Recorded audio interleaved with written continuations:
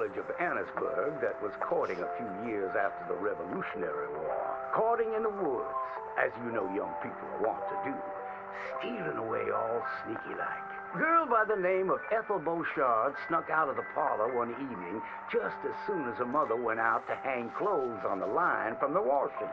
She met up on the road by her farm with a boy by the name of Eugene Hutton. Now, the Hutton boy was an athletic chap, liked boxing, fishing, and swinging Indian clubs. It's quite singular to the story that he didn't seem all that inclined to go to war in the preceding years leading up. Well, they walked in the woods for a while. Pretty soon they lost their bearings and no longer knew the north from the south, nor east from west neither. Then they heard a low moaning sound. "What's that terrible noise?" she said all a-trembling. "Must be a sick calf looking for its mama.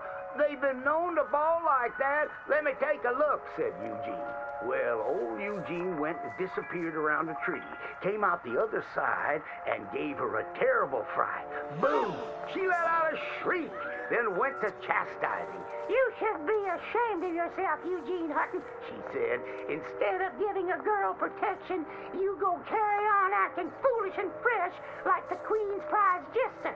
But right then and there, a chilly wind blew through and knocked off Eugene's hat. "I need to get back home. My mama has a terrible temper. She's like to stomp up and down if she finds out we're missing." She is a fair, stout woman, Eugene noted. But just then, before this couple of miscreants could head home, they heard the sound of heavy wheels, groaning, and people marching.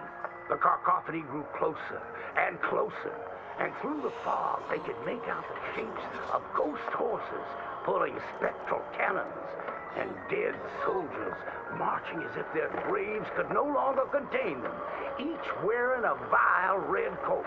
"You will pay for your moral transgressions," the dead soldier howled, and cut his head clean off. Miss Beauchard shrieked in horror as Eugene's head landed right in her hands, his eyes still darting about, attempting to discern what horror had transpired.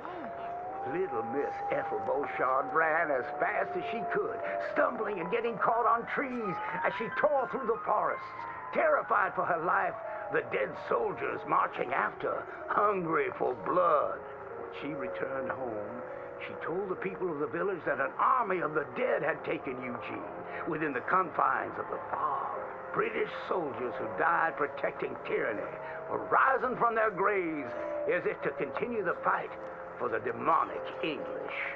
The townspeople erupted in fright and dismay until one doubter came forth and accused her of witchcraft.